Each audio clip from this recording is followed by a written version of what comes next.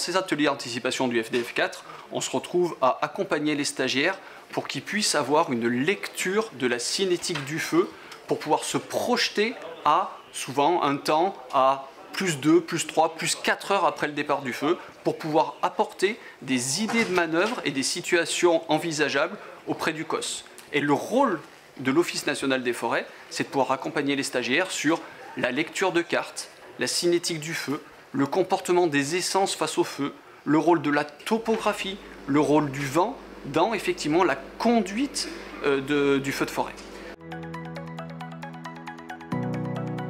De par l'expérience qu'on peut avoir, on constate que le feu se retrouve à très régulièrement utiliser des couloirs de feu. On a donc effectivement la cartographie de l'intégralité des feux qui ont pu avoir lieu ces 50 dernières années pour savoir quand il éclot dans un secteur, s'il ne risque pas dans les mêmes conditions météorologiques de fonctionner de la même manière. On a également une cartographie du combustible, concrètement la nature des essences, les types de peuplement, les zones ouvertes, les zones clairiérées, sur lesquelles le feu va se comporter différemment. Concrètement, il va aller vite ou doucement.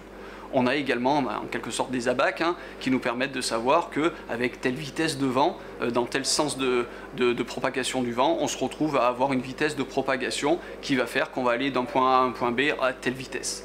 Donc concrètement, on agglomère tous ces éléments-là, on les croise avec la topographie qui fait que lorsqu'on a de la pente, le feu est accéléré par la pente. Quand on va se retrouver à être en pente descendante, il va pouvoir baisser d'intensité. Et c'est la combinaison de tout ça qui nous font dire que quand un point d'éclosion arrive sur un point A, il y a des chances que 2 heures plus tard, 3 heures plus tard, on se retrouve à avoir un feu qui arrive dans telle zone.